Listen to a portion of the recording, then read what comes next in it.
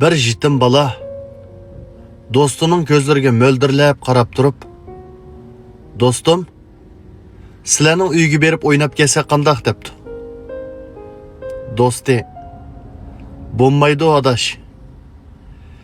Bizning uyga berib o'ynasak, varan-cho'ronda uxlayotgan dadam uyg'onib ketadi" debdi. Yetim bala turib ketib, "Undaq bo'lsa do'stim, mening dadamning qabrisining beshiga berib o'ynasak qandoq?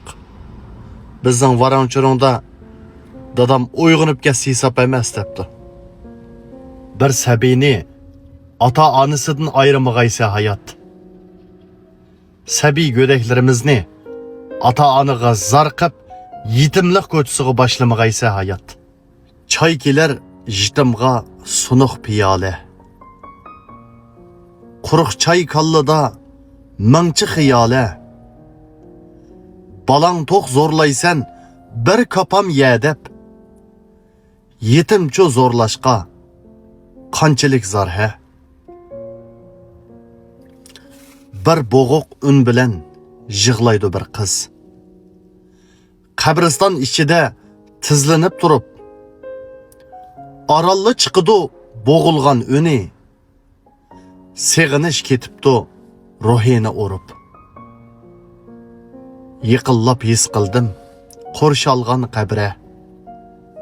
Bir jup ayolning hikan aslida. Yig'lagan shu o'moq, shularning qizi. Tirikli yetim bo'p qapti rastida.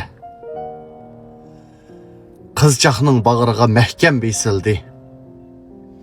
Yo'linib qo'yilgan bir jup qabri tosh.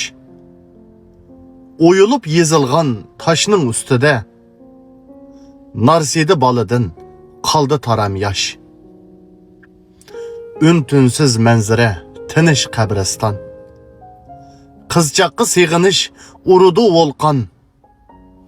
Tosh bilan jam bo'lgan qizchaqqa qarab, yig'idan vujudim ko'tirdi cho'qon.